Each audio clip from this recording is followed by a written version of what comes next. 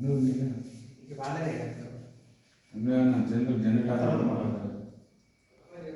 నిమిషం. ఎందుకే అంటున్నా, ఫస్ట్ ఆయన మాట్లాడితే లాస్ట్ మీరు మాట్లాడాలి. ఫస్ట్ ఆయన తర్వాత. మీడియా మిత్రులకు నమస్కారం. నా పేరు గుడిశెల గంగాధర్. నేను జగిత్యాల అర్బన్ మండల్ అంబార్పేట గ్రామ సర్పంచ్ని, జగిత్యాల సర్పంచుల ఫోరం జిల్లా జనరల్ సెక్రటరీని. ఈరోజు మీడియా సమావేశం పెట్టడానికి ముఖ్య కారణం ఏంటిదంటే, కొన్ని రోజుల క్రితము మా తోటి సర్పంచ్ అయినటువంటి అబ్సిపూర్ గ్రామ సర్పంచ్ గారు జైలుకి వెళ్ళడం జరిగింది. వ్యక్తిగతంగా ఏదా కారణాలన్నింటి పక్కకెట్టినట్లయితే ఒక గ్రామ ప్రథమ పౌరుడే జైల్లోకి వెళ్ళేటువంటి సందర్భం వచ్చిందంటే, రాజకీయాలు అనేటివి శాశ్వతం కాదు. ఎవరికైనా ఎంత పెద్ద వ్యక్తులకైనా రాజకీయాలు అనేటివి ఎక్కడ రాజకీయం చేసినా, ఊళ్ళో చేసినా, పట్టణాలలో చేసినా, అసెంబ్లీ వరకైనా కూడా ప్రతి రాజకీయ నాయకుడు ఆరోగ్యకరంగా ఉండేటట్టు రాజకీయాలు ఉండాలి. సర్పంచ్ పదవి అనేది కొన్ని రోజుల లోపల మాకు పదవి అనేది ముగిసిపోతుంది. ఇటువంటి సందర్భంలో ఎన్నో కష్టాలకు ఓర్చుకొని చాలా ఇబ్బందులు పడి ఇప్పుడిప్పుడు మేము అయిపోయే ముంగట ఒక గ్రామ సర్పంచ్ జైలుకి వెళ్ళడం అనే విషయం అనేది అది అట్టి విషయం కాదు. వాళ్ళ కుటుంబ సభ్యుల యొక్క బాధ అది వర్ణనాతీర్థం. ఇందులో మొన్న పెద్దలు ఈ యొక్క సర్పంచ్ గారు జైల్లో ఉన్నప్పుడు మా కవితక్క గారు పరామర్శించడానికి రావడం జరిగింది. ఆ రోజు మేడం గారు మీడియా సమావేశంలో కొన్ని ఆరోపణలు చేయడం జరిగింది.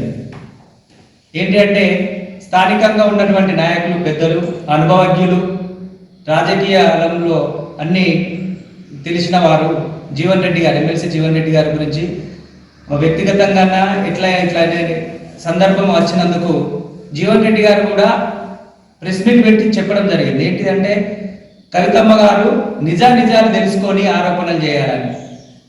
సార్, మేము సర్పంచుల మనటోళ్ళం చిన్నోళ్ళం సార్, పిచ్చుక లాంటి వాళ్ళం. మా పిచ్చుక లాంటి వాళ్ళ మీద మీ బ్రహ్మాస్త్రాలు ప్రయోగించకండి దయచేసి. అది అన్ని పార్టీల నాయకులకు చెప్తున్నాము. ఎందుకనంటే నిజాలు తెలుసుకున్నట్లయితే ఈరోజు ఒక గ్రామ ప్రథమ పౌరుడైనటువంటి సర్పంచులు జైలు పాలయ్యేవారు. దయచేసి మీ పెద్ద మనసుతో ఆలోచించండి. నిజంగానే అందరి నిజాలు తెలుసుకోవాలి. నిజాలు తెలుసుకొని చేసినట్లయితే ఈ ప్రథమ పౌరుడైనటువంటి సర్పంచ్ జైలుకి వెళ్ళేటువంటి సందర్భాలు ఎందుకు వచ్చినాయి సార్? మాలాంటి వాళ్ళ మీద కాదు సార్, మీరు చేసేటి ఆరోపణలు పెద్ద మీకు వేరే ఉంటాయి. మా చిన్న పదవి మీద దయచేసి అందరూ మమ్మల్ని మంచి హృదయంతో అర్థం చేసుకోండి. అన్ని పార్టీల వాళ్ళను మా సర్పంచ్ వల్ల బాధ వర్ణనాతీర్థం మేము ఆయన గురించి ఆలోచిస్తే, ఎన్నో కష్టాలు వచ్చి ఊరిని అభివృద్ధి చేసి జైలు పాలైందంటే అది అనుభవించిన వాళ్ళకే తెలుస్తుంది. దయచేసి మమ్మల్ని అర్థం చేసుకోండి. అన్ని పార్టీల వాళ్ళకి చెప్తున్నాం. మేము మిమ్మల్ని చూసి మేము నేర్చుకోవాలి. ముందు తరాలకు మేము రాబోతున్నాం కాబట్టి మీ అనుభవాన్ని, మీ యొక్క ఇన్ని రోజులు చేసిన రాజకీయ చరిత్రను మేము చూసి నేర్చుకునేటట్టు మాకు రాజకీయాలు అందించాలని మేము అన్ని పార్టీల నాయకులను వేడుకుంటున్నాం.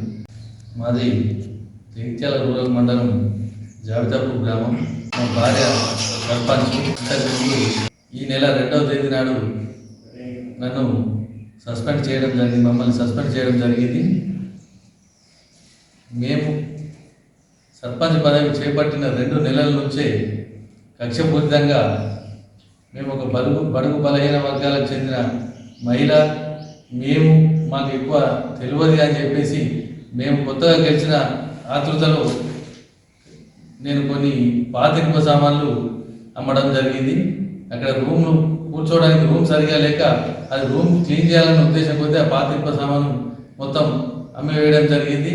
అప్పటి నుంచి మీరు గెలిచారు కానీ నేను దాదాపు 350 పైచీలకు మెజారిటీతో మేము గెలవడం జరిగింది. గెలిచిన తర్వాత నుంచే మీరు ఎలా పనిచేస్తారో మేము చూస్తామని చెప్పి కక్షపూరితంగా మా మీద ఎప్పుడు కంప్లైంట్లు ఇచ్చుకుంటూ చేయడం జరిగింది. ఈ నెల 2వ తేదీ నాడు మమ్మల్ని సస్పెండ్ చేయడం జరిగింది. చేసిన తర్వాత మేము కోర్టు నుంచి మళ్ళీ స్టే తీసుకొచ్చుకున్న తర్వాత కూడా మమ్మల్ని దాదాపు 13 రోజులు 15 రోజులు మళ్ళీ ఆర్డర్ ఇవ్వకుండా ఆపడం జరిగింది. జీవన్ రెడ్డి గారు, దయచేసి మేము మీ పేరు కూడా ఎందుకు ప్రస్తావిస్తున్నా అంటే, మీరు రాజకీయాల్లో మీరు మంత్రి అయినప్పుడు నేను ఇంకా పుట్టలేదు. దయచేసి మాలాంటి వాళ్ళను మీరు కొద్దిగా చూసి చూడనట్టు మేము తెలియక చేసిన తప్పులను మీరు దయచేసి దాన్ని భూతత్వంలో పెట్టి చూపించకుండా మీ పేరు కూడా ఎందుకు ప్రస్తావిస్తున్నా అంటే మీరు నా గురించి మా గురించి మీరు లెటర్ ఇవ్వడం జరిగింది విజిలెన్స్ వాళ్ళకు కలెక్టర్ గారికి మీ పేరుతో మీరు లెటర్ ఇవ్వడం జరిగింది. దయచేసి మీరు మేము జాబితాపూర్లో ఏమైనా పని చేస్తున్నామా చేస్తలేమా ఏమైనా దుర్వినియోగం చేస్తున్నామా ఎవరికైనా అన్యాయం చేస్తున్నామా ఎవరి దగ్గర ఏమైనా డబ్బులు తీసుకుంటున్నామా అని ఎక్కడైనా ఏదైనా జరిగితే దయచేసి మీరు మా మీద యాక్షన్ తీసుకొని దాన్ని మేము యాక్సెప్ట్ చేస్తాం. మీరు దయచేసి ఎంక్వైరీ చేసుకోండి. ఎవరైనా కూడా రాజకీయం చేయాలి, రాజకీయం చేస్తున్నాం, మేము గెలిచే మేము పనిచేస్తున్నాం తప్పితే ఎక్కడ కూడా మేము తప్పు చేయలేదు. దయచేసి మీరు జాబితాపూర్ విలేజ్లో కూడా మీ నాయకులే కాకుండా మీ ఊరు వాళ్ళని కూడా దయచేసి మీరు తెలుసుకోండి. మేము తప్పు చేసినట్టయితే దేనికైనా దానికి శిక్షార్హమవుతాం. దయచేసి ఏదైనా ఉన్నా కూడా మీరు పెద్ద మనసుని చూసి చూడనట్టు ఉండాలి తప్పితే మేము పదవీ కాలం అయిపోయి అందరూ చాలా కప్పి మేము మమ్మల్ని సాగనంపే విధంగా ఉండే టైంలో మమ్మల్ని ఎంత సస్పెండ్ చేయడం అనేది ఎన్ని అభివృద్ధి కార్యక్రమాలను చూసి ఓర్వలేక మమ్మల్ని ఈ రకంగా బాధించడం చాలా పొరపాటుగా భావిస్తున్నాం. దయచేసి ఇటువంటి పొరపాట్లు ఇంకొకసారి జరగకుండా చూసుకోవాలని చెప్పి ఈ సభాముఖంగా తెలియజేసుకుంటున్నాం. Thank you. నేను అప్సిపూర్ గ్రామ సర్పంచ్. నా పేరు మారు రాజేశ్వర రెడ్డి. మొన్న నన్ను పరామర్శించడానికి జైలుకు వచ్చిన కవితక్క అన్ని నిజాలు తెలుసుకొని ప్రెస్ మీట్ పెట్టింది. ప్రెస్ మీట్ పెట్టే దానికి 2 రోజులకి మన గౌరవ ఎమ్మెల్సీ జీవన్ రెడ్డి గారు దానికి కౌంటర్గా ప్రెస్ మీట్ పెట్టినారు. అయితే సార్ మీకు ఊళ్ళో జరిగిన గ్రౌండ్ లెవెల్లో జరిగిన వాస్తవాలు తెలియక మాట్లాడింది సార్. మీరంటే మాకు చాలా గౌరవం సార్. మిమ్మల్ని మిస్గైడ్ చేసి వాళ్ళు సరే చిన్న పిల్లాడు చనిపోయిన బాధలో చెప్తే మీరు మా గురించి తప్పుగా మాట్లాడినట్టు అనుకుంటున్నాను, నేను భావిస్తున్నాను. మీకు విలేజ్లో ఏం జరిగిందో సార్ మీకు తెలియలేదు సార్. వీళ్ళు వచ్చి మీరు మా మీద కంప్లైంట్ చేసిన వాళ్ళు మీ దగ్గరికి వస్తే మీరు వాళ్ళని నమ్మి మా మీద మాట్లాడడం మాత్రం కరెక్ట్ కాదు సార్. అసలు జరిగిన వాస్తవం ఏంటంటే పిల్లాడు చనిపోవడానికి కారణం వాళ్ళ కుటుంబ సమస్యలు సార్. దాన్ని రాజకీయం చేసి ఇక్కడ దాకా తీసుకొచ్చింది సార్. అసలు జరిగిన వాస్తవం ఏంటంటే మీరు దాదాపుగా అప్సిపూర్ గ్రామంలో 17 కుల సంఘాలు ఉన్నాయి సార్. ఏ కుల సంఘం పెద్ద మనిషిని అడిగినా కానీ అక్కడ ఆ పిల్లాడికి ఏమైంది, ఎందుకు చనిపోయింది అనేది తెలుస్తుంది సార్. కారణం ఏంటంటే పిల్లాడు ఇంట్లో సమస్యలు సార్. ఇంట్లో తండ్రితోటి దాదాపుగా 4 నెలల నుంచి గొడవలు సార్. పిల్లాడు అనేది గంజాయి తాగుతాడు సార్. నేను గంజాయి తాగుతాడు. పిల్లాడు గంజాయి తాగి ఇంట్లో తండ్రితోటి గొడవలు అయితే సార్. వాళ్ళ యూత్ సంఘంలో సార్ ఇంట్లో తండ్రి అనేటువంటి డబ్బులు చేస్తారు. 21 ఏళ్ళ పిల్లగానికి డబ్బులు ఇవ్వకుంటే వాళ్ళ కుల సంఘంలో దాదాపుగా 38,000 రూపాయలు తీసుకుంటాడు సార్. 38,000 రూపాయలు. ఇది అర్థం చేసుకోండి సార్. ఇది పాయింట్ సార్. 38,000 రూపాయలు వాళ్ళ యూత్ సంఘంలో తీసుకుంటే తండ్రి అనేది కొడుకుతోటి గొడవ పడతాడు సార్. తండ్రి అనేది డబ్బులు ఇవ్వడు సార్. వాళ్ళకు ఊళ్ళో కిరాణా షాపులు, బెల్ట్ షాపు, చికెన్ సెంటర్ నడిపిస్తారు సార్. ఈ వీళ్ళకు కొడుకు అనేది తండ్రితో కమ్యూనికేషన్ గ్యాప్ గత 4 నెలల నుంచి ఉంది సార్. ఈ 4 నెలల కాలంలో వాళ్ళకు ఇంట్లో ఫ్యామిలీ గొడవలు సార్ అయినాయి సార్. అయితే ఈ గతంలో పిల్లగాడు కూడా సార్ గతంలో కూడా 2 సార్లు సూసైడ్ అటెంప్ట్ చేసుకున్నారు సార్. ఇప్పుడు ఈ లాస్ట్ సారి కూడా కాకుండా గతంలో కూడా 2 సార్లు సూసైడ్ చేసుకున్నారు. ఈ విషయం నేను వాళ్ళ గొడవ జరిగిన ప్రత్యక్షంగా లేదు, పరోక్షంగా లేదు.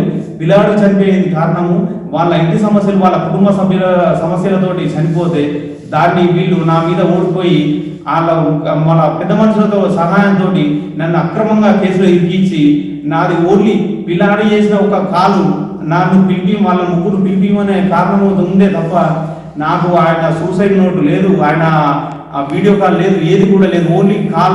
ఓన్లీ నాకు ఫోన్ కాల్ ఆధారంగా నన్ను కేసు ఫైల్ చేసి నన్ను రిమాండ్కి పంపించారు.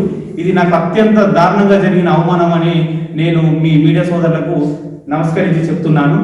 కానీ నా కుటుంబ సభ్యులు నేను ఆ రోజున ఎంత బాధపడ్డారో మీరు గౌరవ ఎమ్మెల్సీ జీవరెడ్డి గారు మీరు అర్థం చేసుకోవాలి. నిజాలను తెలుసుకొని మాట్లాడండి సార్. మీరు నాకు ఒక 35 ఏళ్ళు సార్ మీ రాజకీయంలో నేను చిన్న పిల్లని సార్. మీ రాజకీయంలోకి వచ్చినప్పుడు మీరు గౌరవంగా నేను మిమ్మల్ని కోరడేమైతే సార్ నిజాలు తెలుసుకోండి సార్. మా అప్సిపూర్ విలేజ్ రండి సార్. మొత్తం మా 15 కుల సంఘాలు ఉన్నాయి సార్. 15 కుల సంఘాలను మీకు కావాల్సిన పెద్దవలసిన విచారించి పిల్లాడు ఎందుకు చనిపోయిండు, వాళ్ళ కుటుంబ సభ్యులతో చనిపోయినా లేకుండా సర్పంచ్ బెదిరించిందని మీరు విచారణ చేసి నన్ను కొద్దిగా దయచేసి నన్ను కాపాడాలని కోరుతున్నాను.